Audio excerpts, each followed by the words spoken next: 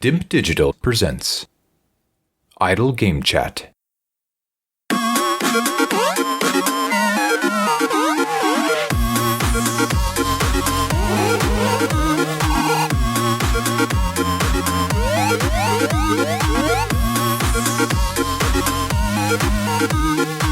Hello, Apps here from Dimp Digital. Welcome to Idle Game Chat. This is the weekly video games podcast where we give our impressions of the games that you can play today and react to the latest news from the wonderful world of video games. We are here every Monday on your favourite podcast app and YouTube, absolutely free. I'm joined once again by the reigning Dimp Digital Gaming Quiz Champion. It's the choir boy himself. It's Tom Adkins, not Adcock. How's it going? I'm fed up, Dawn. No, I had a good week. I had a good week. I'll tell you about an hour after that podcast last week, my comments. It's just that little video clip you sent that was replaying in my head. Won't be an issue. Not an issue, so don't need to worry. Won't be an issue. Don't need to worry. Echoing round and round. We've spoken about these gaming gods and how they will strike down people, and they may well have got involved here. But we do have a packed show this week. You'll understand why Adkins is fed up, because we do have some impressions of games. So we're back to that. We're actually back to covering some video games, which is good. You'll get an insight into some of the stuff that we've been playing. But if you've been following us on the socials, you'll be knowing that there was a mystery member of the Dimp Digital team that had returned their PS5 just over a week after getting it. So we've got all that to get into. No prizes for guessing who that poor soul was. It was Mr. Adkins. He'll reveal the story in full later on, so stay tuned if you want to hear a grown man crumble in front of your eyes in audio form, because this could be an emotional end to an emotional podcast, big time. But before we get into that, I've got to do all the commercial stuff. Patreon.com/Idle Game Chat. You can go there to financially support us. Join some of our patrons in, well, I'm not going to say there's a community there, because there ain't. No one says anything, but amazingly there are people that spend money on this toot. And they've been warned not to, but they still do it, and I still plug it every show. But if you want to do it, you can. If you don't want to, don't bother. In terms of our demographic, people have been asking for an update. We made a big deal about making strides in India. Still got a huge stronghold in India. 80% listenership is in the Indian market. The United Kingdom is following that up. And then the United States are the big three. But we're also out there in Bangladesh, Pakistan, Germany, Nepal, Canada, Japan, Singapore, Australia, Mexico, Holland, Nigeria, Oman, France, Italy, and of course New Zealand. So it is a worldwide podcast now. It's a phenomenon for people. Wherever you are in the world, as long as you've got access to the internet. I don't know if you got proper access in China. I don't know if they let you, but if you've got Wakeford internet, maybe if you've got Wakeford internet, you might suffer. But there's a way for you to get this show. And if you are listening from one of the outside UK countries, thanks for that, and tell some friends and say, look, there's a great UK based podcast, and then that'll be enough. And then you put hand in pocket next week. So we will get you. We'll be coming after you for that money at some point, repaying some debts that we're up to our eyeballs in. Hopefully they'll give us a reprieve over Christmas, and then we can just start afresh. I said to them, look, I ain't got the money this year. Can we just start afresh next year? And they ain't got back to me. So could get booted out of the HQ that we're currently residing in. Anyway, waffling shit. We haven't even started. Spider-Man, Miles Morales. Cool. PlayStation 5 launch game, also available on PS4. As we record this, I'm a bit disgusted that I've not seen a good in-depth Digital Foundry video on the differences between PS4 and PS5. Yeah. They keep fucking churning out these Assassin's Creed comparisons. That's getting the headlines. But we've both played Miles Morales. We've both had played the original Spider-Man, and Yep. I've done the remastered version of that again, so we'll chat about that a bit later. But the headline is Miles Morales. Yeah. Now, some people are sitting there saying, look, why are people paying for this game? It's too short. It's not a full sequel. Blah blah blah blah. It's just more Spider-Man, which is a disgusting thing to say. Just more Spider-Man is awesome because the original was fucking awesome. Playing back through that, I was like, this is great.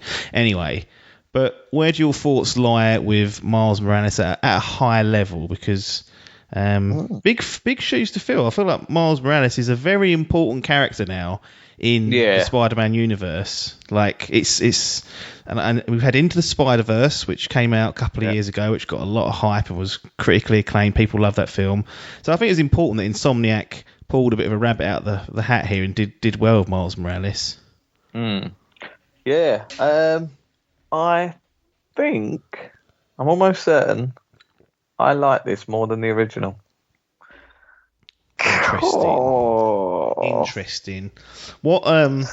What's making you lean that way? You're not scared of these gaming gods, are you? You don't want them to strike you down again. They're not like bullies. I don't want them bullying people. That's what I've said to them. So don't be bullying the people that come on here to express opinions.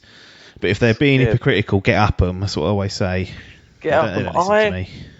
No, I'm scared they're going to ruin my experience with the remaster. No, I do need to play through that remaster again because it has been 2 years since I played it. Yes. 2018. But I am a sucker for these smaller stories. Yes. I really liked the setting of this one. I really like Miles as a character. Yeah. I mean, Peter Parker is a great character and the sort of OG. New character model. Yeah, of course, yeah. But I don't know. No, this game it felt like I loved Spider-Man. I don't remember what we would have give it. So we would have give it like I don't know if we give it like an 8.5 or something maybe. Yeah, I think you got annoyed with it more because you grinded that platinum and it got on top of yours. Yeah, so getting a bit of things. So this just felt like it was like another perfect sequel. It was sort of everything I hated from the first one was amped up, and it was just a joy to play through and a joy to finish. The story I thought was great. It was sort of perfect length for this sort of thing. It didn't feel like a grind. No. It was cinematic. Had all those sort of Naughty Dog-esque set pieces that were like brilliant to play through. And see, like I played through on the performance mode. Oh yes, yes. And like there was the silkiest smooth gameplay, but you're missing out on things like ray tracing and stuff. But still, sections of the game, like my jaw was on the floor with how good some of the environments looked. Yeah. And I just really liked the setting. The soundtrack was quite cool. The sort of like hip hop trap sort of music that's been implemented. And just the characters, the story, Miles' story. I thought it's probably helped because I was a big fan of that Into the Spider-Verse film. I really did like that. Yeah. I just thought this was a perfect game to start the PS5 off. It was sort of its swan song. Cool, fucking shit on Sackboy. Didn't even give it a chance to get out the gates, and Miles is installed. No, I would tend to agree with a lot of that. I finished it. I haven't done too much of the side stuff. No. What I liked actually. One quick thing. This is such a small thing, but it annoyed me in the OG and in the remaster. And I don't know whether I just got lucky during Miles Morales, but when I was doing side quests. And there's actually kind of two sets of side quests. You've got these things called activities as well, which are kind of like mini stories. But the side quests in particular in Spider-Man Remastered, they'd appear on the map. It would go, new side quest. And I'd go, cool, I'll go and do that. Then Mary Jane would be going, Pete, I need you here. Get here, got to do the washing. I'm like, fuck off, I've got to save some fucking New Yorkers. Do it yourself. And I'd go to the side quest activity marker, be some poor fucker who needs some help. It's like, Spider-Man. I'm like, yeah, I'm here. Come on, chill out.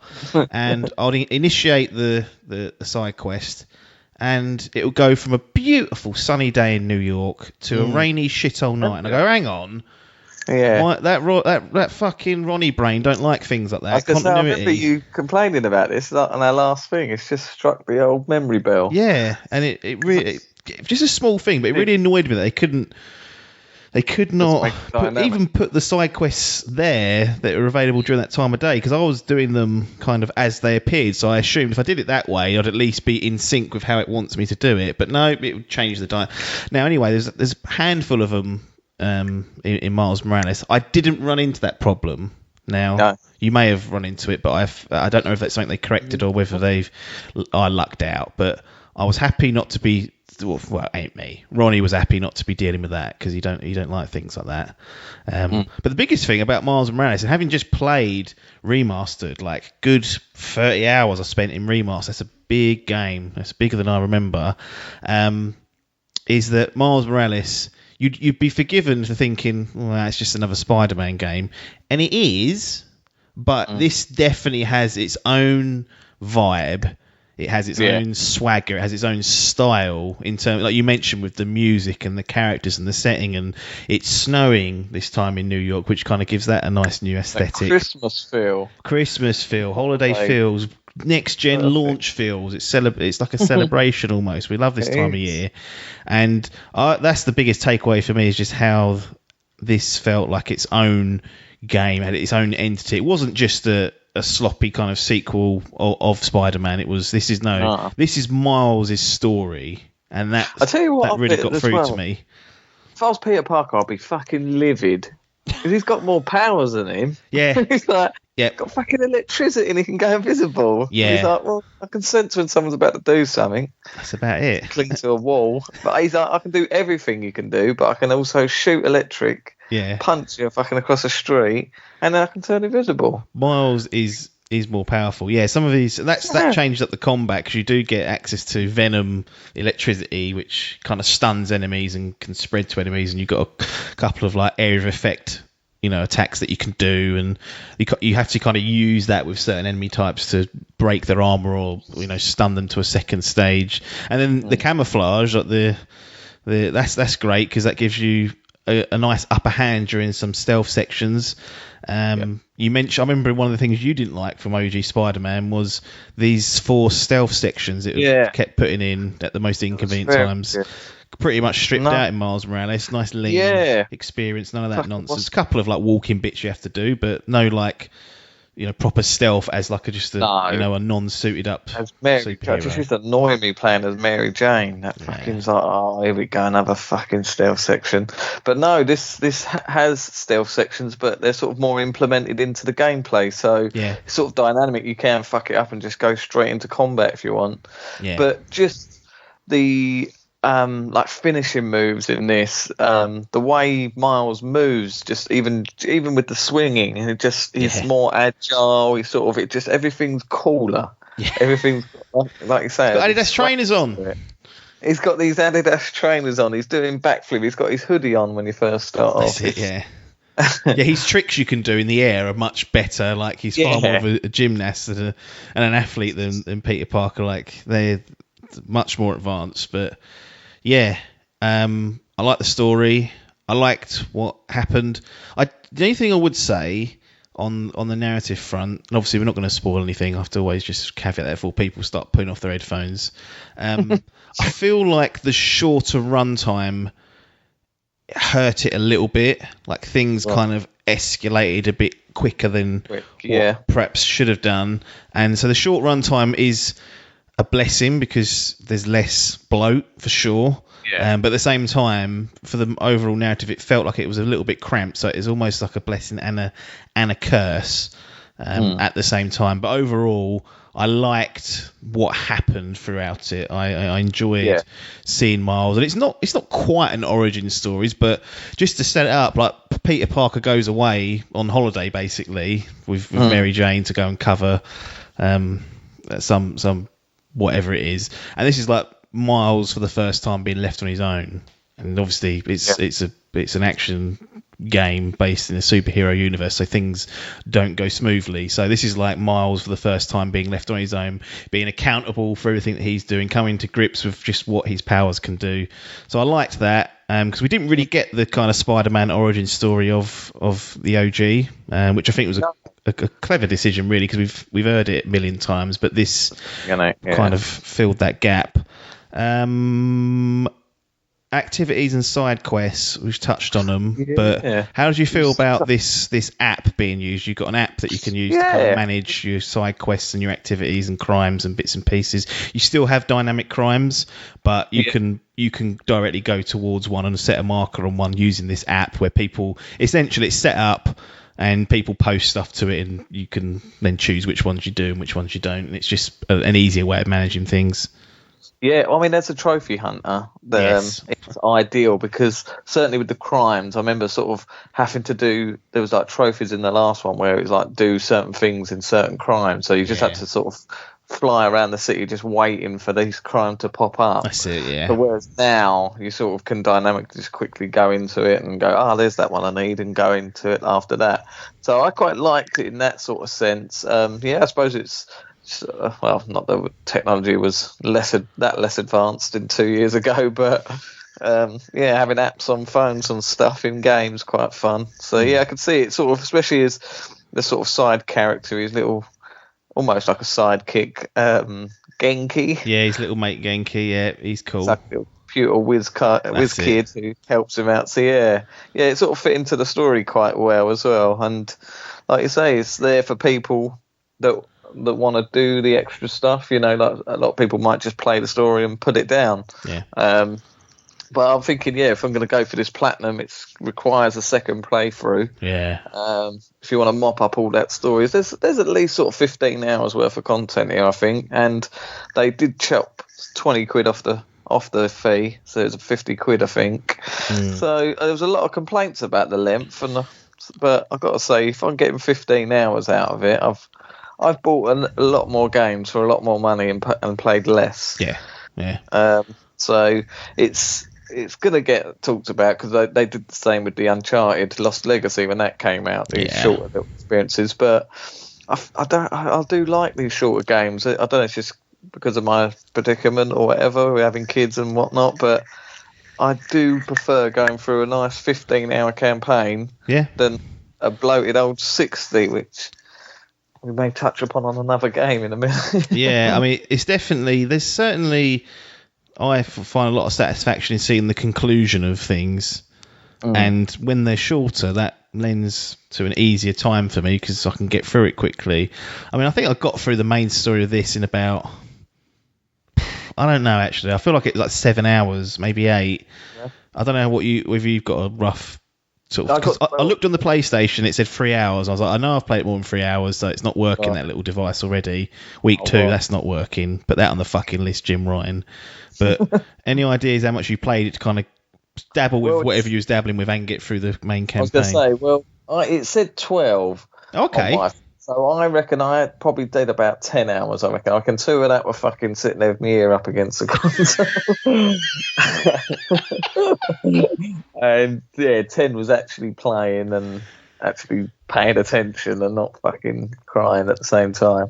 So, I reckon, I did a sort of good handful of most side because I was sort of trying to clear down as much as I could. Sort of what I kept doing was starting at one end of the island, like the map, and sort of on my way to the next mission marker, I was trying to clear everything that was in my way. So I sort of didn't have too much to go. I think once I finished the game, there's like a percentage, and I think I was about 80%. Okay. Just under maybe. So I did give it a good shagging. It's just I've just got a bit more to do to pick up. So so like I say, that was probably. It probably would have been about sort of 7, 8 hours maybe for the main story, and then a couple of hours on side quests. And a couple of hours sticking your ear to the console. So, I suppose it's like any of these games, you probably could blitz through it in about 5 hours if you were just mainlining and, fast travelling and doing, travelling and that's it. But it's, you could probably, there's probably people that have played this for 30 hours or something. It's all different, but, good.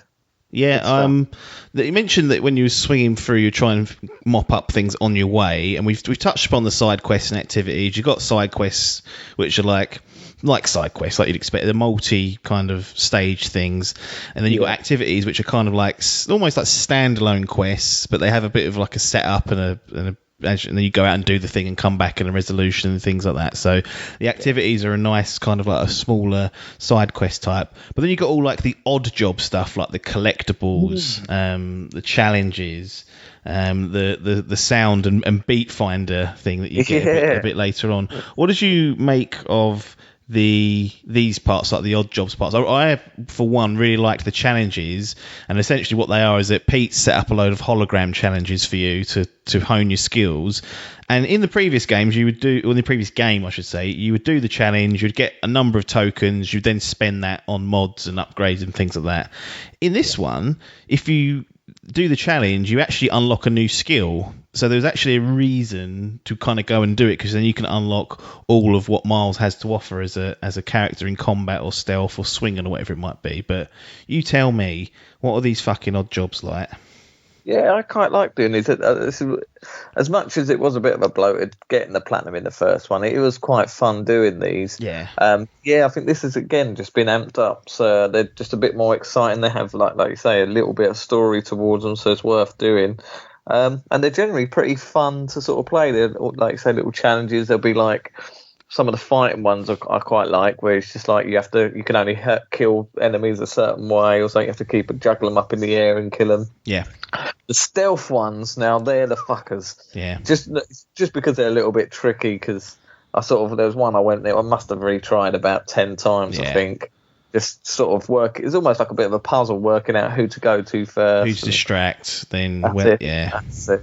But yeah, so they get a little bit tedious if you're trying to, but for the most part, yeah, they're good little fun things. And the collectibles, the time capsules, was it? That was sort of quite interesting. It sort of filled a bit of background, a bit of lore to the story. Yes, yeah. Between some of the characters, and then the beats. I'd only done I think I did 2 of them. Yeah. Didn't really do many, but yeah, it was quite cool. Again, fitting into the sort of style and swagger of young Miles. Yeah, he loves mixing beats. And for those that are thinking, what the fuck are they talking about, beats? Essentially, you unlock this activity where you go to certain parts on the map, and then you kind of use like a microphone and an original beat sample that has a noise that you're trying to find and record again. So you kind of look around the environment with this little grid at the top, and it'll show you whether the sound bars are in line with it, and you can listen to it. And then once you find it, you record it, and it adds it to the pile and whatnot. And it's things like one of them's a neon sign that's humming. That's the noise that's humming. And then there's another one where there's a boat rocking, I think, in the sea and whatnot. And they're reasonably interesting. Like you, I did a couple of them. Yeah, it was fun. I was finding it quite tricky trying to actually line it up perfectly. At first, I was looking at the wrong thing. Yeah, it sort of tells you if there's something obstructing your way. And I was like, come on, it really did take a little time to actually get into the perfect position. I don't know if it was just me being a dude. No, I struggled a bit, like hopping around from place to place. But it's something new, something different, so it's quite good. Yep. The other thing I noticed was that the enemies felt a little bit more advanced. And I mean, in terms of their AI, like in particular, like because I've just come off playing the original, I kind of had down a system for each of the enemy types, and I was expecting kind of to breeze through this, but actually they made some really subtle changes that had to make me relearn stuff, which is good because you don't want it to be the same each time. And the one in particular was like the melee characters, when they have like a crowbar or a bat or something. When you kind of move in to hit them with a zip line attack, normally you can just go straight into a combo and just smash them up in the air, finish them off and whatnot. But in Miles Morales, once you zip lined them once, they would immediately counter and you would have to dodge. And I just, for the life of me, even to the bitter end, I kept getting caught out by that. The amount of times I was doing those fucking challenges and getting caught out by those fuckers, I was like, oh, for God's sake. Because it was a new skill I kind of had to learn. And even to the end, I was still getting caught out. And I was quite... The fat slots as well. You try and whip them and they just chuck you in the air, didn't you? Like, oh. Yeah. And there's like subtle things like the finishers were tied to your focus meter in Spider-Man. In Miles Morales, they're actually tied to your combo. So I think you get 15, you get one finisher, and then you can, I think 30 might be the next one, or 25. And you get them that way. So it, again, a subtle tweak, and kind of gives Miles a little bit more of a unique play style. As we've mentioned, the electricity powers and the camouflage, they change things up quite drastically. Yeah. So Certainly felt a lot more cinematic with the inclusion of that sort of those moves you could do. That really did, and you could sort of implement them to the combo. It's quite good that you could. I think that's why you could do it in the first one, couldn't you? You could do the finishes and then carry on comboing, but it almost is like another sort of a secondary finisher. Some of these moves you can do that, but it just really does. It just blends so well and feels more cinematic, and it'd be fun just watching people play this as well.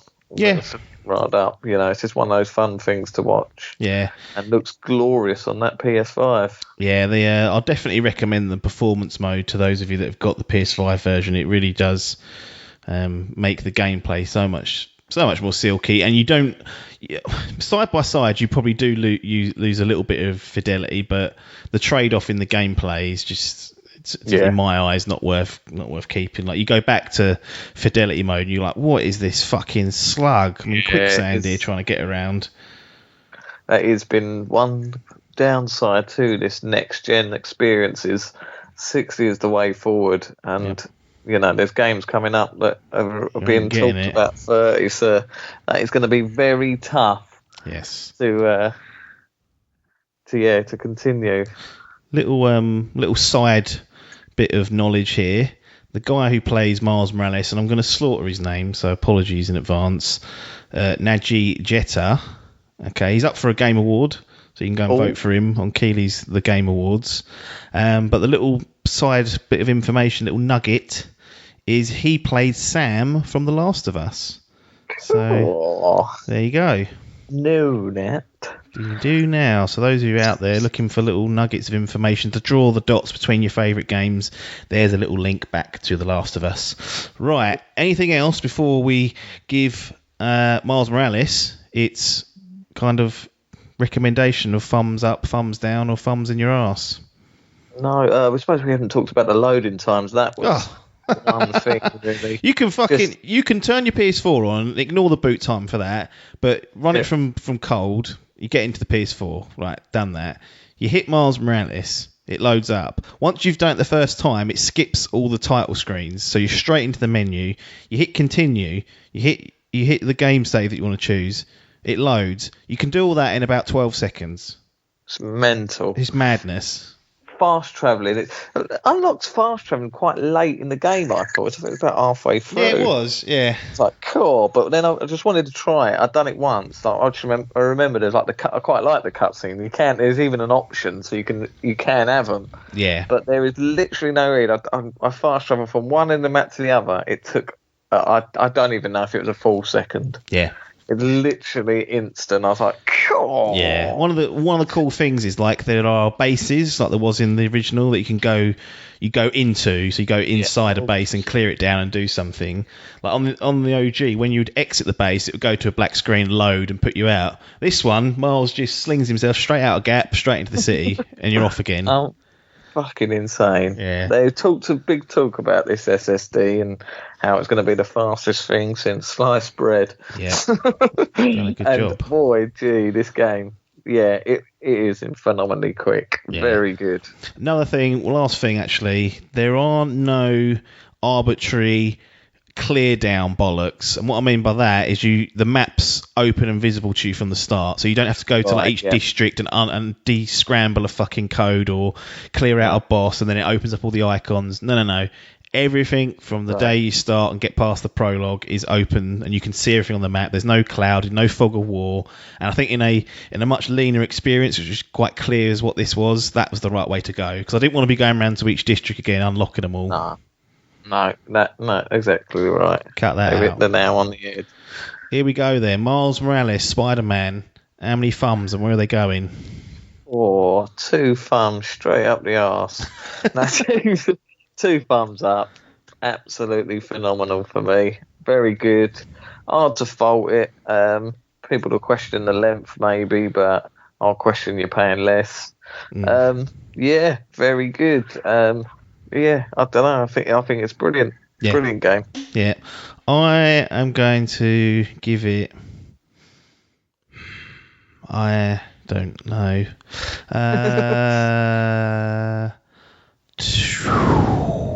1 thumb up.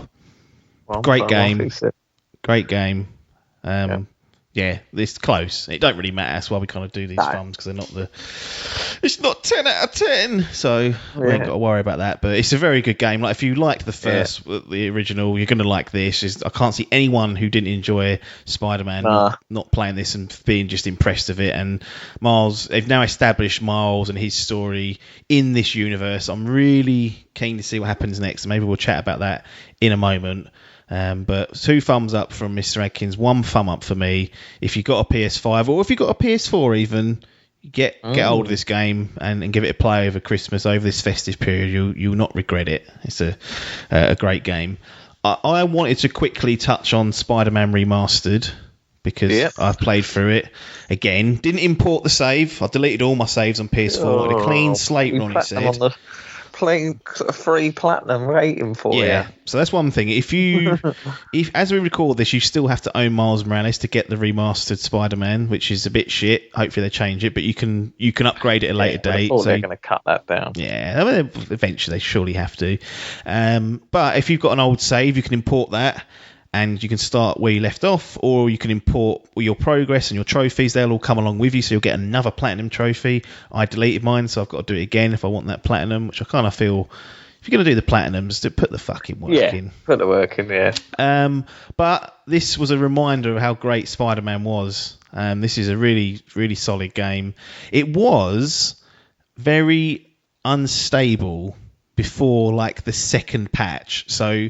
that's something I didn't talk about in the thing. That I did have a couple of crashes in Miles. I had one. I had 2 in a row, and maybe a third, but that was it. But we don't expect a remaster. Yeah, but I had at least 3 or 4 in Spider-Man Remastered during that first week of the PS5.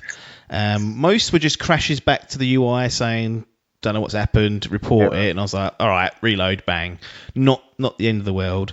One of them and we saw this on Biff. Biff sent us over a little little video of what happened. It locked his whole PS5 up, and the same happened to me. I could not turn off the PS5. I held down the button, I tried doing stuff with the controller, yada yada yada, didn't work. I had to unplug the bastard, which is, a huge no-no. In your first week of the PS5, you don't want to be unplugging that from the fucking mains, but it's the only way I can get it off. I think Demon Souls did it for me. It was, and it again locked up, couldn't freeze, had to plug, and then it come up database rebuild, and I was like, if this console ain't been through enough already. No, it doesn't need all this. So it was definitely unstable. Once the patch went in, I had no problems, no sort of crashing at all. So I was happy with that. I think they may have got to the root of some stuff. I heard that leaving Spider-Man Remastered in rest mode was bollocks in some people's consoles, up like bricking them. So I didn't do that just because I thought, I've seen the stories, I'm not going to risk it. But I believe a lot of the instability has been fixed with the patches and whatnot. But it was there, and it's something to keep an eye on. But yeah, this was just a great reminder of what a great game Spider-Man is. It's meaty. It's meatier than what I remembered. And that was not frustrating, but I'd been through it once, and there's a lot of details I'd missed. I would never have remembered half the stuff that happened. And I was like, I was kind of glad I did Remastered first, then Miles Morales, because although Miles Morales, you've got an option to watch a little catch up. There's a lot of details in Remastered and like interactions with Miles that are actually really cool to see, and then going into like the new games is a good way to do it. But it's 30 odd hours, so if you've got to really be willing to put the time in. But this is a great game, like Spider-Man. Like really, really. So it's no wonder that Miles Morales came out so well when this is like the foundation of it. So well written, the combat's slick as fuck, the web swinging's click, like you know it all. Anyway, did they add anything to the combat or anything like that, or any of the web swinging, like the actual core gameplay? Did they change anything? I didn't notice anything like that. Obviously, the load times are super quick. So it still fades to black when you come out of a base, but it's instant. It goes bang, and you back out. And if you fast travel, it's almost instant as well. But no gameplay parts that I noticed. I think they No. pretty much kept it exactly the same. Swapped in the new Peter Parker model, upraised it, gives you the option for fidelity versus performance mode. Again, chose performance mode. It was great to play it through in that. But what I would say is Miles Morales probably noticeably better looking, and I don't know if that's just because of the style they've gone for with the snow and like the kind of that type of weather just lends itself to looking a bit nicer. But it's definitely shows where a game's been forwardly thought out to be on the PS5, where they've kind of harnessed a bit more of the power rather than just remastering an older game. But yeah, it's 20 quid if you've got Miles Morales to upgrade. And if you've not played it, what are you doing? Like, that's the upgrade you want. You get Miles Morales and then you get the remaster. If you have played it, you know, if you like some more Spider-Man, this won't do you any harm. It's a great game in its own right. So no complaints there. One thumb up, and Spider-Man Remastered makes its debut on the PS5. Who's better, the original face model or the new one? I think I like the new one better now. Oh, do you? He seems to like to fit the age more better, like the age of the character.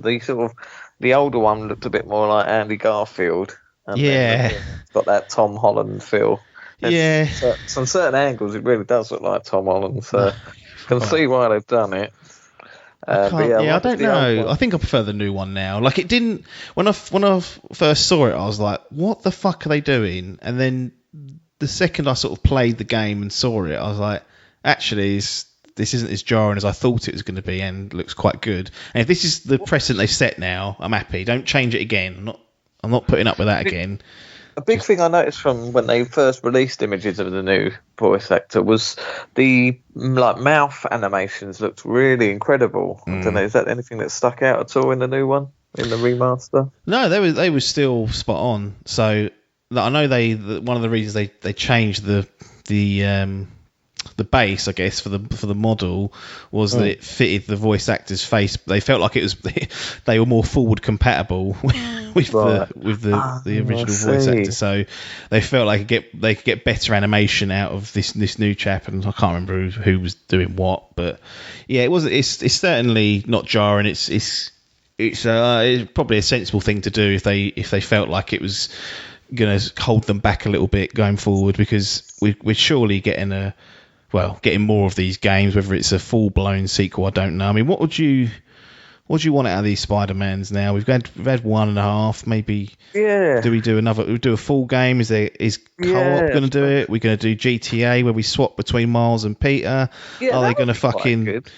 Yeah. What do you want out of this? What would you ideally be looking at for the next Spider-Man game? I would. Yeah, I'd like. That idea is really good. I think that would be good. Would like to continue Miles' story and have a crossover. I was just thinking, how would that work? I suppose, like you did in the original, didn't you? You sort of played a little bit of Miles, but it was obviously before he gained his powers or whatnot. So that sort of I wonder if they could do that sort of style. It'd be a very Nick Rockstar trademark. I don't think too many other games do that, where you sort of can change on the fly. But yeah, that would be awesome. But yeah, I do want to see a continuation of the story. Yes. Some new sort of villains. Certainly, like I still am a huge fan. I've read for years, but I've got a lot. I own a lot of comics. The Amazing Spider-Man. So there's a lot of villains they can take from. And yeah, obviously with the no spoilers, but the conclusion of the original game, I'm hoping they're going to continue that storyline. Well, so yeah, just to go above and beyond. Yeah, I'm expecting maybe this year or next year sort of an announcement of a full Spider-Man PS5 ground up jobby. Round up back to Peter Parker. But yeah, I'd definitely, now Miles has been introduced, maybe we'll get the full Into the Spider-Verse. We'll get a Spider-Gwen. Yeah, who knows? Spider-Gwen in there, maybe the little pig as well, but Spider-Pig, or any of them could be coming along. So yeah, it would be good to get into that sort of multiverse, and that's the thing with these comic book games. There's so much they could do. They can sort of pull from any bit of sort of story arc or whatnot. But yeah, more of the same. Just up the ante again. Yeah. Keep that fidelity mode. make the finishes more fun, some of the stories, some of the activities, and yeah, just keep it going. Insomniac are doing a really good. Is it Insomniac? Yeah. That did this, yeah, isn't it? Yeah. Yeah, they're on the up. They're doing it well. Keep it coming. So yeah, I'd like to see a new sequel, probably next year with the remaster and Miles this year. Sorry, not yet. Next year, probably 2022. I'd say. Give us a year off Spider-Man, because otherwise it'll be like fucking hell. It's getting a bit much now. Yeah, I think that's the earliest we'll see it is 2022. Yeah, I could see it being a bit later than that, but yeah. I mean, one question. I don't want to harp on this too long, but there's an obvious clash of what's better. Is it these Spider-Man games or them Arkham games? Where are you sitting now? Now you've had a taste of Miles Morales, and bearing in mind that the Arkham series was built on last gen, so that's definitely something to be said. But where are you kind of sitting now, where you've got a bit more of a modern take, and you've got Spider-Man lurking with these two games? Yeah, I mean, I think Spider-Man is a better game than the Arkham games. I really did like the Biff's Arkham going to go mental when he hears that. Yeah, I still do. Funny enough, I started playing through Arkham Asylum this year on the Master Race, trying to sort of work my way back through the three of them. I even went through that fucking Tutor as well, Origins. Like 30 hours. I never played that. Well. I need to. It was alright. It weren't that bad. It got shit on, but it wasn't as bad as people were saying. But yeah, I'm a big fan of the Arkham things. But I think what they lacked were that sort of Naughty Dog set pieces and. Yeah, I was thinking that those set pieces. I know a lot of the set pieces people slag off in Spider-Man. It's like, it's quick time events. Yeah, it's like but it's still cool to see that all unfold. They definitely have the upper hand through there. it. And the other thing that used to annoy about the Arkham games, particularly Arkham City and Arkham Knight, is they're like, well, there's no people on the streets because it's Christmas. Yeah, exactly. Or, no, they're staying in because they've on martial law. It's like, no. Well, it's like a dead city. That's like a huge part of Batman, like saving people, like the dynamic crimes that you get in Spider-Man. Well, can be annoying because you're like, I'm on the way to do something, but fuck it. But it gives you that kind of simulation of what it would be like to be a superhero. You've got multiple different, priorities that you've got to manage. So I'd like to see that implemented in whatever flavour Gotham Knights or whatever we get. Yeah, I was going to say, it does seem like that the gameplay trailer that we got from Gotham Knights looked like it did have a sort of living world almost. So yeah, I'll probably put this one to Spider-Man for the time being, but I'd probably say I'd like Batman more than I do Spider-Man, to be fair. So I feel bad for old Bruce and the boys, but yeah, I think Spider-Man is a better superhero game. But the pair of them have got nothing on Marvel's Avengers, so that's 6-10 up your ass. No, that was a joke. No, yeah. It'd be interesting to see what happens with Suicide Squad as well, because that'll be Rocksteady returning. But we will see. Now, we've talked about a bit of bloat that could have been lurking. Assassin's Creed Valhalla. Now, I've done 30 hours of this. Cool. I checked it on my game save. 13 myself. Yeah. I must say I'm enjoying it. Like it's more of this new take on, not new, but this more modern take on Creed, which started with Origins and continued with Odyssey, and now we've got Valhalla. But the time period and the setting I find just so much more interesting than like dusty old Greece. Like I'm enjoying roaring around the rural lands of England and going on the rivers on my longboat and exploring and raiding, and it's Vikings, so that's just cool as it goes. So it looks like it's going to be a biggie though. It kicks things off with what I'd say is the worst prologue that Assassin's Creed ever put out. Like, I don't know what they were thinking. It just kind of chucks you in. There's story missions, but then it kind of says, there's loads of these side things to do as well. And I was like, okay, I'll go and do one of them. And then the guy in there was like level 200. And I was like, what's that doing in the prologue? Why are you letting Ronnie meet these people that he can't get at for another 40 hours? So that annoyed me. Anyway, my advice is get the fuck out of Norway and get to England as soon as you can. That's when the game really kicks in and opens up, when you can do the raiding, you can start building your settlement, which I love things like that, and do all the fun stuff around England and try and establish your clan as a dominant faction, I guess. But level gating doesn't feel as egregious. Like, no. It's still there, but it's different. Like, I think it was capped at level 50 in the original game. This one, you get 2 ability points per level, and everything that goes up to like 200 and something. So you kind of feel like you're making a bit more progress. But the missions that I've run into, I haven't had to go off and grind and hunt for fucking side quests. Like, I'm naturally just kind of getting there. Maybe because I'm taking a bit more of my time exploring and whatnot. But how are you finding Valhalla? You got a 13-hour impression lined up for us. I've got to say, I'm now forced to go back to it. That's which we'll discuss later. But sort of did fire it up again. Was it last night? Yeah, stuck a couple of hours into it last night.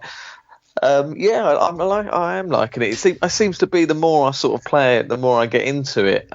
Very much similar to Start to Yourself, sort of started off a bit half-baked and was sort of unsure about how I felt about it. I did like Odyssey. I do agree with the dusty-arse setting. Where too, didn't we? Egypt was another dusty setting. Oh, shit. Yeah, it was. So this sort of is a nice breath of fresh air. Green foliage to roar around in Essex. Yeah, I tell you what's annoying me though, it's just the way they talk. I know it's you've got to have it for the way they sit, but all these silly words they used to call shit the wackalinga, mate. The whacker, all this weird sort of lingo that this Anglo-Saxons and whatnot used to bring over. That's the only thing that's annoying me a little bit. It's funny, that reminds me of when Biff didn't like about Horizon. They all Horizon Zero Dawn. They all talked like they had this strange way of talking within like the faction that you're in. He like Mother Earth and all this, and he used to fucking get off his nose. I guess it's a similar thing here with Valhalla. Yeah, it's just a little bit of that. I'm just like, just talk properly, for fuck's sake. But no, why this Animus translating it to Essex for me? Yeah, exactly. Yeah, what's it doing? Yeah. But no, I think the characters are pretty cool. I'm getting a lot of Game of Thrones vibes from this one. I know I did get a lot from Witcher, but that was sort of, that was peak. That was a lot of right slap in the Game of Thrones series. So maybe there was a comparison there, but certainly with that sort of the brutal English setting. That was very. Game of Thrones had that same sort of setting. It did that medieval. Loads of kings, loads of stuff to be getting on with. Yeah, so it's a bit like that. Yeah, I've got to say, it seems very brutal, this one, which is a massive plus. I do like brutality in video games. Yes. So even down to some of the sort of finishing moves you can do. The combat's pretty good. The only thing I keep finding, I'm not really tending to change any of my weapons and stuff. I just keep seeming to upgrade everything, and it's just powering stuff up. So I've not really gone through much different weapons, to be honest. I think I'm still using that axe, wielding the 2 axes that I started off with. To be honest, I'll tell you what. I remember playing Odyssey, and you kill someone and get fucking 8 bits of gear, and you were forever checking the power level, putting new stuff on, taking new stuff off. And whilst that can be entertaining and addictive, I think I prefer, and it's actually a really good call out, that Valhalla doesn't overwhelm me with gear. I've got a fair amount of it now, but nothing's just given a power level. So you can't immediately just look at it and say, that's level 30, that's level 20, I'll put the level 30 on.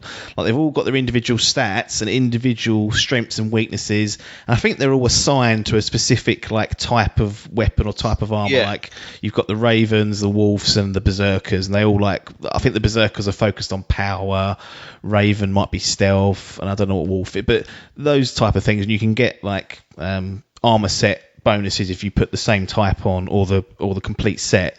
So I kind of there's a bit more, it feels like there's a bit more thought put into it, and that you can actually get more attached to your gear, like you have, level up your 2 axes, and then that could be you set for the game. It doesn't push you in the direction of Breath of the Wild, where everything breaks and you've got to use a new weapon every 5 minutes.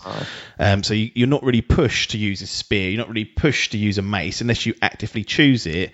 But I like the idea of finding something that you really connect with and keeping it and being able to upgrade it as you progress, rather than having to like throw it away and pick something up you don't want. That's my kind of view on it, but I can understand where if you're used to getting new gear and wanting to put new stuff on and feel like that's part of the progress, this doesn't really have that. No, I noticed it with the sort of outfit that I've got. I think I might even be using one I got off of Twitch. I've got some sort of Twitch. Oh yeah, I've had a few things dropped on me, like from Ubisoft Club and Connect. That's it. And I was like, cool. And then I sort of thought, because it's almost looks like a bit of an outfit that would go from Odyssey, really. It feels like more of a Greek outfit. I was like, well, I don't look right. But then I went to go back to my old thing, and I was like, I saw my stats drop dramatically. I was like, cool, blimey. Yeah. So yeah, I think like I've only been playing about 13 hours, I think, and I wouldn't even say I've got 3 of each item yet. I think I've only got sort of 1 or 2 of each. So yeah, it's definitely a change. And I've got to say, I'm agreeing with you. I think that is a good thing. I don't like that you sort of nothing's worth keeping. You're chucking everything out. Yeah. Nothing to get attached to. So yeah, it's quite a good system, to be honest. Yeah, I much prefer it because it's less time spent in menus putting stuff on and more time playing the game. And like if you find that axe, or if you find that bit of armor you love, it looks like you can keep it as long as you keep upgrading it and get the resources to do so, which is great. I think that's a better way of doing it, rather than like the Division or Odyssey, where you're getting dropped 6 weapons every time you kill a boss and you're like, oh good Jesus, now I've got to spend 12 minutes fucking about in here. But yeah, I'm enjoying Valhalla. I like some of the changes they've made. Like they've got some new mini games in there. Like I think Gulag's one of the DICE games. The drinking game's quite fun to play. About. Yeah, and I like the world events they've added. These are like micro quests. Like you just turn up. There's people like shouting something out. You're going. They're a little marker. They're still an icon, so you can still find them. You chat to them. They've got a very small problem. You go and solve it for them. Bit of XP, a little bit of story, and they feel a bit more dynamic, a bit more natural. They fit more into the world. So I kind of like that you've got these world events. And tell you what, I don't fucking like. Here we go. I'm getting absolutely fucking wrecked by it. I can't remember what they're called in this game, but they've been there since Origins. Big slops. The big bounty slops that come after you. Oh, shit, yeah. I forget what they're called. They were in both... They were mercenaries in Odyssey. I had one come into it, fucking got involved Zealots in this one or something? Zealots, yeah, I think you're right. He is a zealot. I had one come into one of my story missions and I just had one more person to kill to get the mission end, and he just fucking come in and wipe the floor with me. I'm about... I don't know what I am, level 20, 30 maybe, 25, 30. And he was a level 90, just fucking walked in, slapped me around the head twice and fucking put me down. I was like, oh. They are devastators. They are dangerous. And they're prowling around certain regions. I don't think they actively hunt you like the mercenaries do. Right. I really hated that in Odyssey, where you'd get like a wanted level, and then people would like come for you, and it was like, I just want to get on with the game. I don't want to be dealing with these bastards. But they're more like regional sort of defenders, so you can run into them if you've got a story mission in that area. I definitely at the tail end of one, like a small contract I'd taken out. They've still got like daily contracts that you can do and stuff like that. So I was doing one of those, and I just killed him, and then he came bolting around the corner, and I was like, Jesus! I just ran off. I was like, I ain't dealing with him. It was like level 90. You can sort of get on. But yeah, no, I just noticed that. I'm looking forward to leveling up and killing one of those bastards, though. I was going to say, I don't think I've killed one yet. No, I haven't. I haven't run away, or they just, if I do try. Because I remember being powerful enough in Odyssey. I was like, I can deal with these now. It's all right, they're not a problem. But certainly in this, I shit myself when I see one and run as quick as I can. Yeah. But yeah, that was a little grievance, but it's quite fun. Yeah. But what I'd say is, again, this next-gen experience, playing the first ever Creed on console. Well, not the first, actually. Unity was supposed to be playing at 60, but that was about 40 or something. Yeah. So we won't talk about it. But now we have a silky smooth 60 performance mode straight out the box. Yeah. And everything just feels right. This is the way all games should be. I don't want to see 30. That should have been the fucking branding on the box. 60 minimum. Instead, they stick 8K, which we ain't going to see. For I know, fucking yeah, 7 this is the thing. I don't care about, like, just stop. Yeah, it's annoying. These games look fucking awesome if they're dynamic 4K or 1440p upscaled. Like, what they're doing with these games in terms of like the upscaling to like not be native 4K but giving out 60 it's the way to go. I'm worried about this ray tracing getting its hooks in and going, right, bring everything back down to 30 and then you have to build back up again. But yeah, this runs. It's, I think it had a few problems when it first launched on the Series X. Like you were getting screen tearing because you didn't have any VR. We did talk about that, didn't we, last week? Yeah. I now possess the CX. Yep. John Linneman special. The absolute fucking beauty. Rather than them fucking keep doing Valhalla for the 4th time, why don't they do a bloody TV settings for both these consoles? Yeah, that'd be good. Yeah, bloody hell, Linneman. Got the same one. I would message him, but he closed all his DMs because he was getting abuse from fucking toxic brats. Poor fucker. Leave Digital Foundry alone. They're trying to do a good job. Yeah, get out of them. But yeah. Valhalla. Yeah, they're very good. Valhalla, this is the way it should be. Yeah. And I'm just excited to give it some, but I do. Yeah, you can sort of feel the blokeness is coming. Big boy. Yeah. Big boy indeed. But now I'm left with my just Xbox. I will persist until Cyberpunk. Yes, yeah. That's going to be a clash of the titans, that's for sure. December tomorrow, isn't it? Fucking it will be. Tuesday, sorry. So well, this airs on Monday, so you're right. Oh yeah, that's expose the business again. Now 10 days to go. 11 days of you listening to this on day with Dot. Yeah, and then we've got the big boy. Going to be interesting. So no thumbs up or downs for that because we ain't finished it. No, not yet. Well, no, we haven't given enough shagging. Positive things though. I'll finish it and come back for sure. That'll be like my main game for a while now. I think I used to do this a lot with Creed. I'd sort of like hammer about sort of 20 hours out, stop, and then sort of more shit would come out, and then I'd sort of come back to it sort of halfway down the year, next year, and then finish it off. But really trying not to do that, but that's it. Yeah, when you got Cyberpunk knocking on your door, you're like, well, make way. Yeah, let's see what this is offering. But it's good that we've not really got much else. There's stuff we can certainly get through and get this done, ready for the new one. Really quick, we gushed about Astro's Playroom last week. The packing game for the PS5. Just quickly wanted to give the thumbs up recommendation for that. We was focusing mainly on the hardware, but we spoke so much about Playroom that if you want to hear about it, go back and listen to it. But any thumbs up or downs for Astro's Playroom? Then we'll get into Here's my thing, right? In my head, I'm going 7 and 8s is 1 thumb, 9 and 10s are 2 thumbs, right? Yep. That's my logic. I'm giving double thumbs up for Astro. Same here. 2 thumbs up for Astro's Playroom. I just thought it was. I mean, you can't have any well, I suppose you can have a go at fee because it costs you £450 to play the game. Yeah, but it's a freebie to play. It just was phenomenal. A tech demo, but it's. I think I said this last week about people said that we grew up on what's it called, Mario 64 and the old Mario games. This game feels like a sort of, although it's very short and whatnot, this just feels like a game that the kids of today will remember and be like, oh, do you remember that Astro Bot? It just had that sort of classic-y feel to it, how it felt like a classic platformer. It was like such an endearing walk through the history of PlayStation, and just 10 out of 10, and just like the perfect tech demo to show off that PS5. Yeah, 2 thumbs up from the boys here.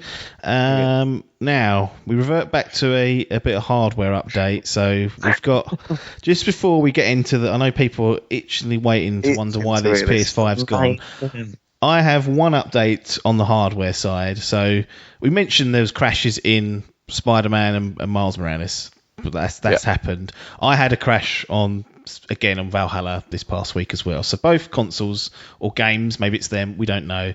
They're not perfect. We're struggling a little. We're not struggling, but it does happen. So just be aware. Now, I really got a good chance to fiddle around with the capture tool on the PS5.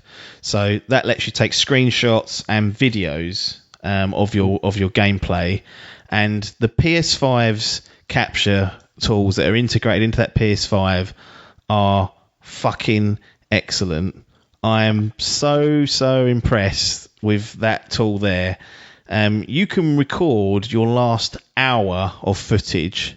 So you can record 30 seconds, you can record a minute, 10 minutes, 15 minutes, or up to an hour. Or you can start a recording for an hour as and when you hit it. So if you wanted to start a game and record it, you can do that. And as someone who had previously kind of dabbled, like that YouTube channel used to be brimming with gameplay stuff that we captured ourselves, and eventually we got a capture card and things like that. Like, this tool is really good. Like the inbuilt PS5 function is so good. Like I pulled off a few videos today to look at them and think, right, are they coming out at good quality? They are more than reasonable. They are coming out at excellent quality. To put on a YouTube channel if you wanted to do that. So if you're interested in content creation and using B-roll and things like that, or showing gameplay, the PS5 is so good for that, because you can do an hour either side, and the quality's top drawer. The Series X, I used that a fair old amount in the first couple of weeks. Used it again recently. It's fucking garbage. Really? It's utter toot. You can only record up to 2 minutes, as far as I can work it out. So you can go back 2 minutes in time. I'm like, well, if I'm trying to put together a 15-minute gameplay loop, it ain't going to happen. I can't.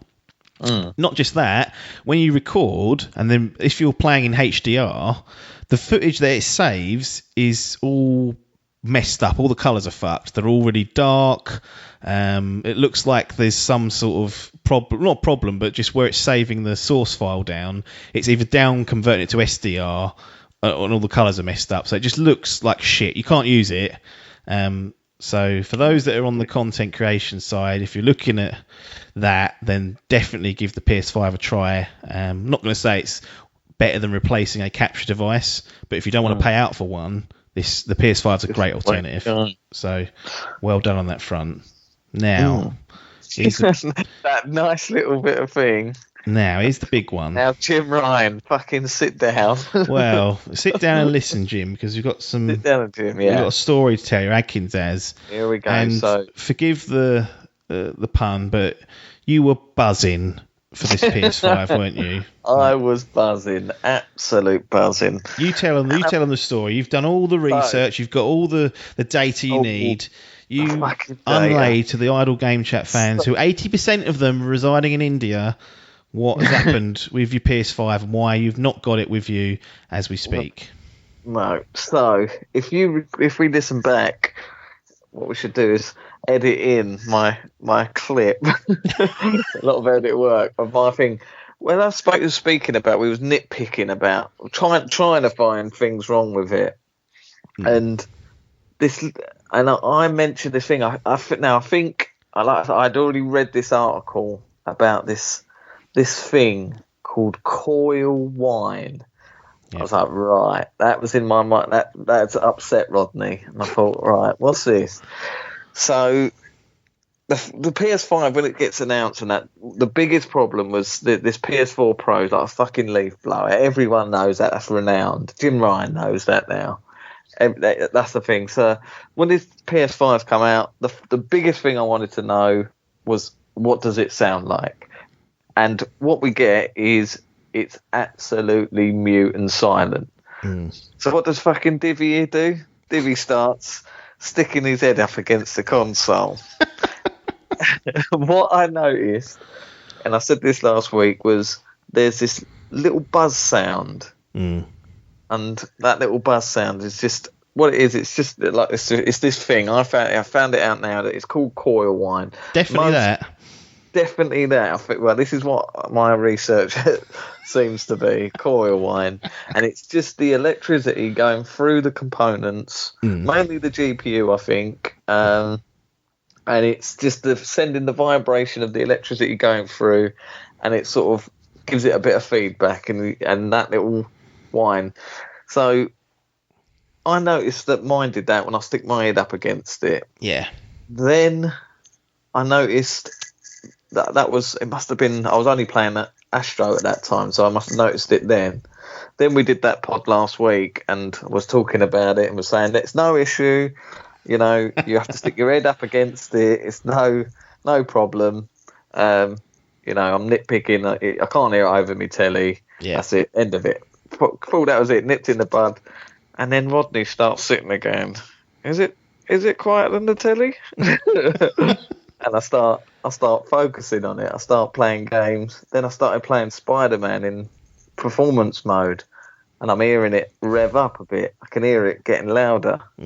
Oh, cool. Then I start thinking about it more. Start going online. The worst thing you can do. Start searching it out. Well of Poison. The Well of Poison comes up. I go onto Twitter and I type in coil wine. I see Andrew. I see fucking Tom, Dick, and Harry going, my PS5's got coil wine.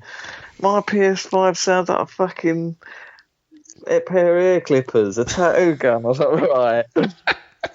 Then people say Demon Souls. I go and buy a Demon Souls. I pop that in. Went home to get it. I hear this buzz.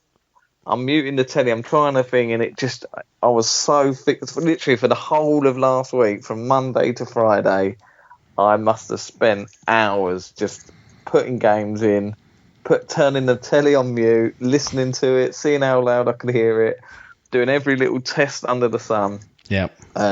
Then putting my telly up, moving my console to see which was different, and it just consumed me. This fucking this coil wine gate. So much so that I had to start testing other consoles. I thought, is it mine? I mean, I'm seeing all these reports of people have got it. Then I start telling my friends, yourself, members of the Dimp gang. I'm saying, can you hear it on yours? And then the testing comes. The testing comes out. The curiosity gets the better of me. I have to try and come round to people's houses to listen to it. You know, you got people sending you videos. Sending videos. That was, I was getting videos. Like, here's the crux of what I've researched. I think that all PS5s have this, but it's not an issue. Right. This is the thing. PlayStation apparently now. I called PlayStation. Yeah. At the end, like towards the middle of the week, and told them and said this. So get Jim on the phone. I want to chat with him. And then whilst you're there, get fucking Cerny on hold as well. I want to have a chat with him. He's built this fucker. A chat with him. Hour and 10 minutes it took me to get through to Sony. But which I was livid. I thought, fucking hell, they don't only take a fiver a minute. £5 a minute, that dreaded phone bill. I get through. There's a lovely lady from Scotland. I don't normally like the Scottish, but no, I'm joking, they're lovely people. But no, she was a very helpful lady. Explained the situation to her. I said, look, I play a couple of games. I sound like I'm fucking giving myself a tattoo or something here. There's this buzzing on. I said, you know, I've looked online. I said, this is core one. She went, no, it's not that. And I was like, right, well, what is it then? She went, well, it's for the text to decide, isn't it? So she was very, very sort of dismissive of it, but just said, look, yeah, right, if you're not happy, send it to us. We've got loads of replacements. Right. We'll try and get one back to you before Christmas. 14 days I'll give you. So I said, right, okay. So I get that booked in. I think, right, that's it. Then fucking Rodney starts playing up again. He goes, is it that bad, though, for you to send it off? And this is where now I'm sitting there thinking, have I just fixated on this too much? This is where the research was coming. And then this is where I'm getting the video. I'm getting everybody's videos. I mean, how many people did you, 6? 7. 7 videos. Does that include you? That's include me, yeah. Personal videos being sent. Yeah. And all 7 have this buzz in some capacity. Yeah. And all of them, like they say, and I admit, it doesn't overpower the telly. Well, actually, I tell you, mine did. Mine did overpower the telly. Yeah. But for the most part, I reckon it's when you start hearing it that you start fixating on it. There are probably so many people who wouldn't even know about this, but now you've heard me talk about this. If you pop your head, put a game on, go straight into gameplay, and it seems to be the harder it's pushing the game, the higher this little buzz is getting. Now, this buzz, like I say, I think mine is a defect, and I'll be interested to see if it is once we get there back. But after I've done this research, I then went back and finished off Miles, and for that evening, I had my TV on a more normal sort of level. There was ambient noise going on in the house and whatnot, and I've got to say, it didn't bother me at all. It was my telly overpowered, and it wasn't a problem. And that's when I was like, right, should I send this off, or is it just me being a fucking prat, or is it wrong?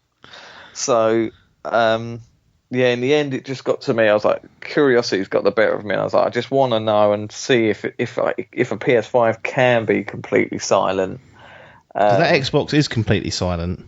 Because that was the biggest thing. Yeah, it's so hard to explain it and not sound like a sort of fanboy, but when I pip it up against the Xbox Series X, I played Assassin's Creed, which again is running at 60. Yeah. You know, all right, maybe it doesn't look as good as Spider-Man, but it's pushing the hardware reasonably. It's pushing the hardware. It's got it, and there is not a fucking whistle coming out of that PS5. No. Xbox Series X. There is no electrical noise. Even if you shove your ear up against the disc tray, which I am having to do to listen to this buzz.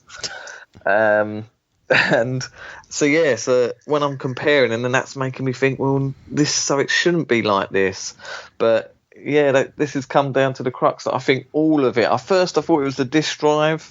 Yeah. And then I had 2 videos from digital users who both got the same sort of noise. And again, I'm not saying that every PS5 is a defect. I think, like I say, this is a normal thing that happens, particularly with high-end graphics cards. Apparently, I've heard that this is a thing, and it's not considered a defect. Apparently, a lot of the companies. I see a report from a chap on Twitter who said that he called up to complain about his coil whine and said, "Look, I've got this coil whine," and they were like, "Well, it's not a problem, so we're not on your bike."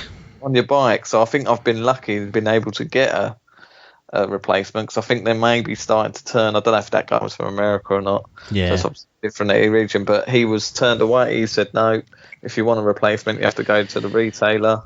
It's not considered a problem." So the retailer has no stock, and then exactly, you won't get it. Yeah, it's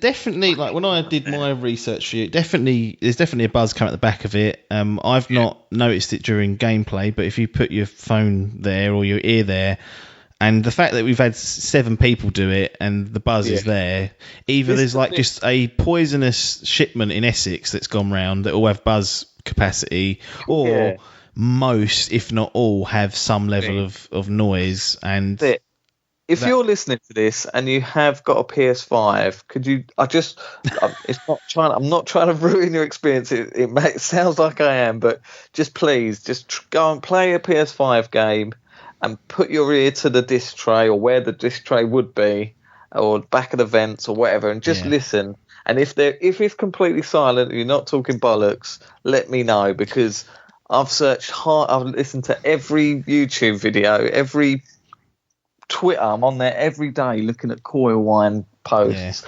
people posting videos. I have not heard a whisper silent PS5 yet. Every single video I've heard has this buzz. And like I say, it's going to be amplified when you're sticking your phone in the fucking disc tray slot and recording it. It's going to be amplified. It's electricity in it. You're going to hear it. And like I say, it doesn't overpower the telly. Well, it did in my circumstance. That's why I've ended up sending it back. But that was more. The next day I tried Demon Souls, which is really drawing power. That sounded louder. It's quite a quiet game. That's what I found as well. Right, Miles, you've got fucking music going on in the background. Yeah, you got Genki fucking calling up, going, hey. And you're like, that's it. Brother. Demon Souls, it was an atmospheric game where it's very quiet. You can just hear your own footsteps, and I could just hear the humming in the background. And I was like, right, I shouldn't be hearing that. Then you text me and told me, try Borderlands. That's got a 120 patch. Yeah. I fucking put that on. That thing sounded like a tattoo gun to me, and I was like, that can't be satisfactory. So it's a strange one, because when you first mentioned it, like, I reckon out of the 6 others that you asked, I think 3 or 4 of us all said, nah, it's whisper silent, can't hear anything. Yeah. And so we all just like, I was like, what's he mad? He must have a fucked one, which is unfortunate. Yeah. But when you actually like put your head by the back of it, which is ludicrous, there is a buzz. Like there is there. So I think a lot of people, when they say it's silent, it isn't, because if you put your ear to the back of it, you can hear the buzz. And I think most people just don't do that because it doesn't. It's not audible in like normal circumstances. So I can understand when people say theirs is silent, they can't hear anything. But if I would bet, not bet actually, I wouldn't bet, but I'd be surprised if there was many out there that didn't have some level of buzz. And poor old Clarky was like, no, I ain't got any, mine's all right. And then you bloody talked him into getting right up it, and he could hear it, and it's upset him. So upset him, yeah. He got a text later saying, I'm thinking about it now. And that's what I think a lot of it is. It's when you know it's there, that's when it starts haunting you, and you're like, right. Now, then I start listening out for it. That's the trouble. Yeah. And that's what I think, that's the crux of this research, is that everyone starts off like that. No, it's whisper silent. And that's go and listen to it, good. They do that and they go, oh, no, there is a buzz. Yeah. And then they start noticing and think, oh. And that's what I think I did. But it is. I've seen people reports of it, of the noise increasing when the game starts and then it shuts off. Yeah. And, there's videos where mine didn't sound like nothing compared to mine. There's ones that are, like, real loud. And I think, maybe mine's all right. So I feel like I think the crux is that they all have it. You're not going to hear it if you're sort of normal distance away and you've got your telly on. It's only if you're muting the telly. Yeah, that's it. So there's nothing to be worried about. It's just that I found mine to be louder than others. So if you're finding it's overpowering the telly, then maybe you might want to look into getting on the blower, speaking to Sony or getting it replaced. But it's. Like speaking to the woman as well, talking about it, she said, like I said, you must have had quite a few phone calls about it. She said, yeah, we've had a few, but she said in like the grand scheme of things, it probably amounts to about 2% of the consoles. I was like, sure. So, like I say, it's not. That's why no one's reporting it yet. There's a Sony magazine or website, I think, called Push Square, which is probably the biggest. Yeah. One that they've stuck a few articles out about European consumers and that, and people talking about, they keep putting polls out to see how much. There was a poll of about 3,000 people, and that was over 50% of users that had it. Yeah. So it's not a huge. They're selling like fucking what? I think they've already sold about 3 million consoles already. Something silly, yeah. It's silly. They're all gone. They're all gone and gone. So. It's not, when you're talking about a couple of thousand maybe that have got it, it's not a widespread problem, but and that was it. Curiosity got the better of me and I shipped it off last Friday. So there will be an update in due course. I'm hoping to get it back before Christmas.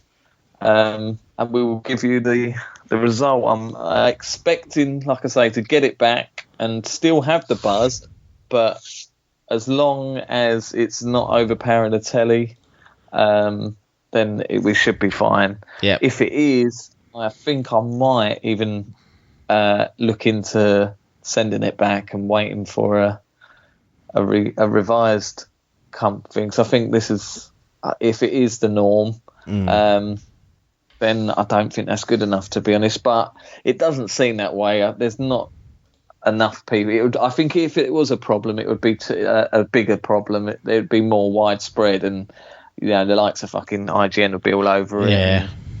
It definitely seems contained and small, and it's very much sort of a Twitter thing. It's weird that there's like 7 out of 7. Like, it's anecdotal, small, tiny sample, but you'd expect one of those to not have it. But like if it starts, that's the thing. If you can hear it over normal kind of sounds of the game, then that's when it becomes an issue. I mean, we have to say it is an upgrade on that fucking leaf blower of the PS4 Pro. There is, I think what's happened is, part of it is that because the thing's so fucking big, there was a lot of speculation from journalists and techies saying, they're doing that because they want it to be silent.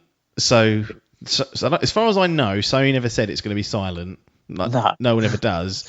But the general kind of narrative was that, it's so big so that it's not got an overpowering fan noise and all that good stuff. So now that when people have got it and they're really trying to listen for it and find whether it is truly silent, it's not coming back, completely silent, then it's causing and setting off these breakdowns in mentality where we have to be going off putting recording devices behind it. I think part of it is that it was the one of the big stories of the PS4 Pro was the noise of it. Therefore, this was so big and ugly because it was going to be silent. And the fan, to be honest, you can't barely hear it. There's a tiny bit of like hum or like a little bit of like fan noise, but really minute.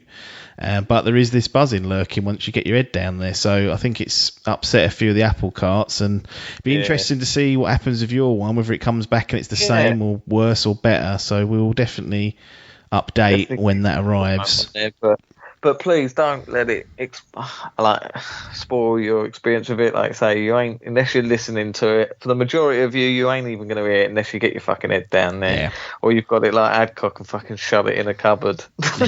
Yeah, he shut it inside a cabinet and then said it was going mental in there, and I was like, that is not good for it. Don't do that. Like, give it some room.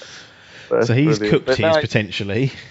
This is dead, but again, just be interested. Just if you do have a PS5, just give it a little listen and just comment on Twitter or whatever, or on this YouTube or any of these podcast things.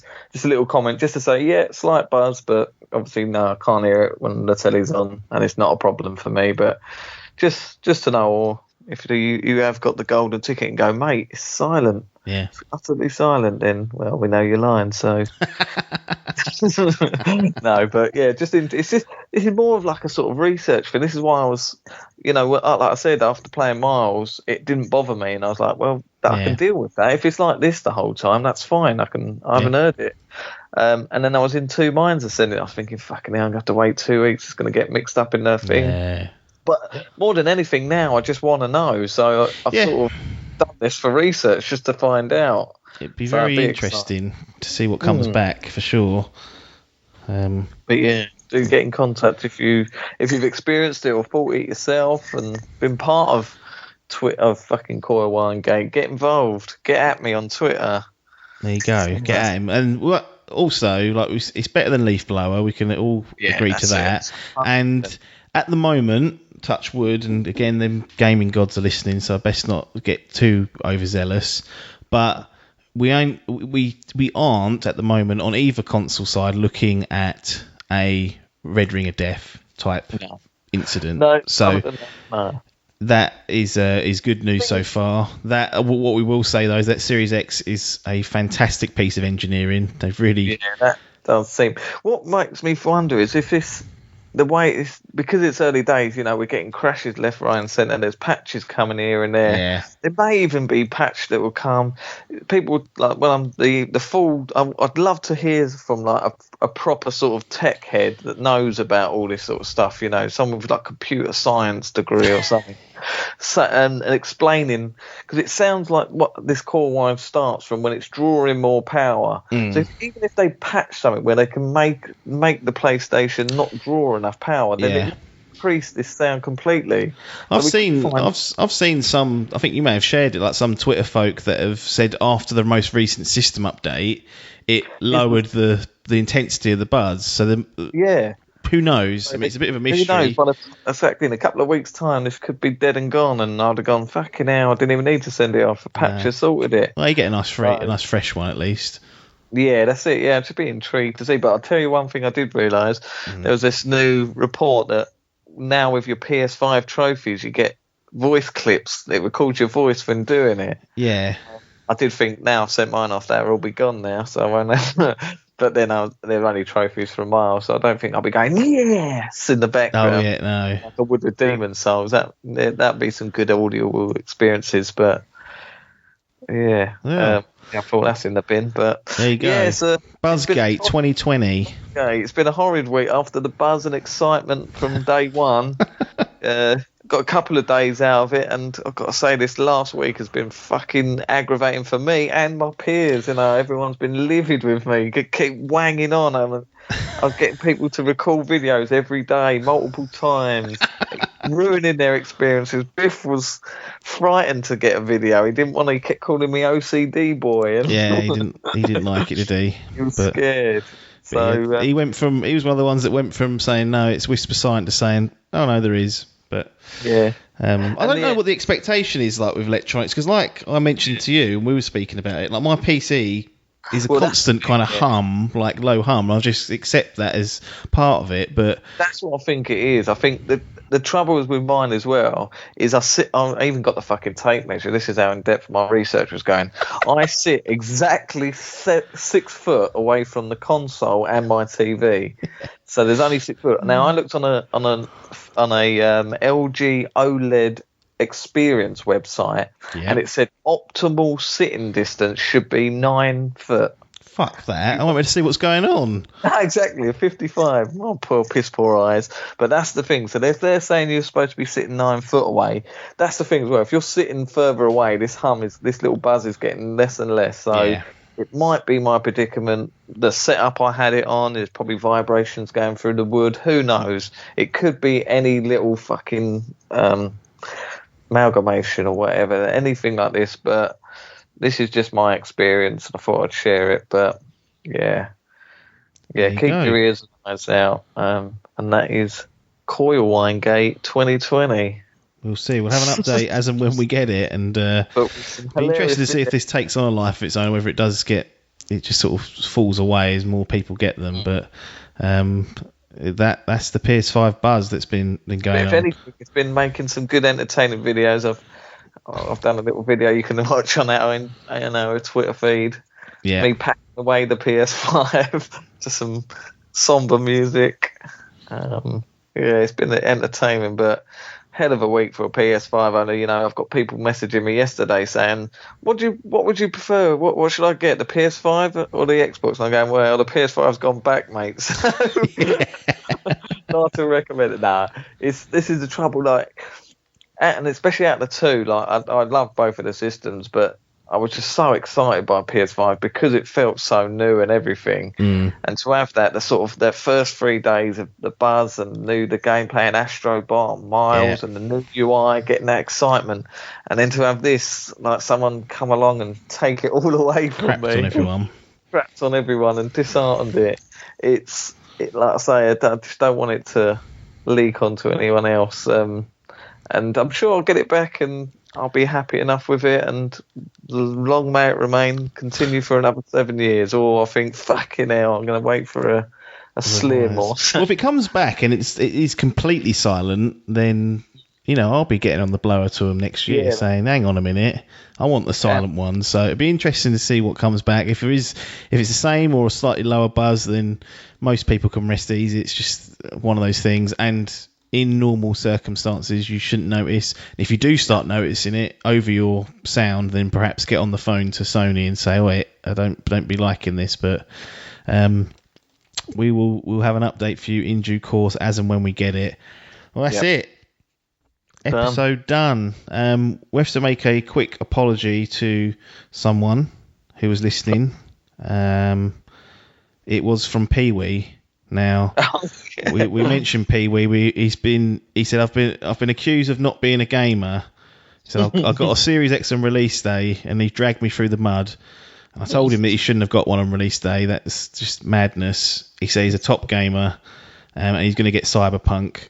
Gamer Pee Wee. So apologies, Pee Wee. I didn't think you fucking listened, in all honesty, but you are a gamer.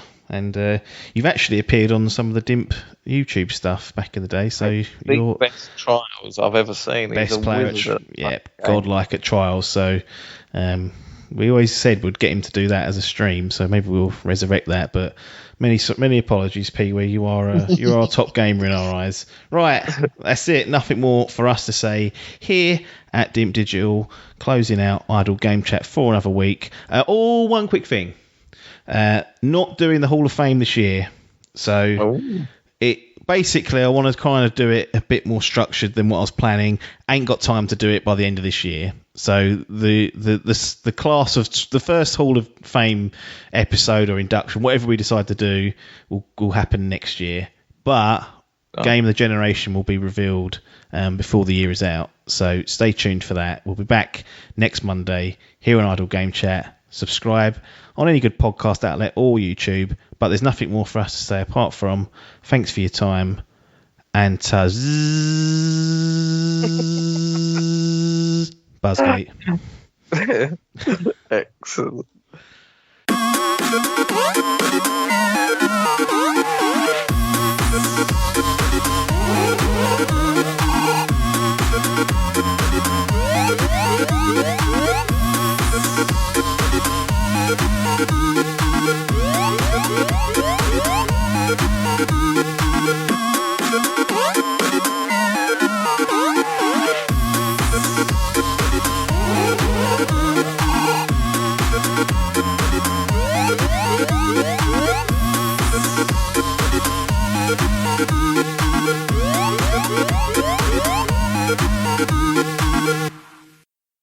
This was a Dimp Digital production.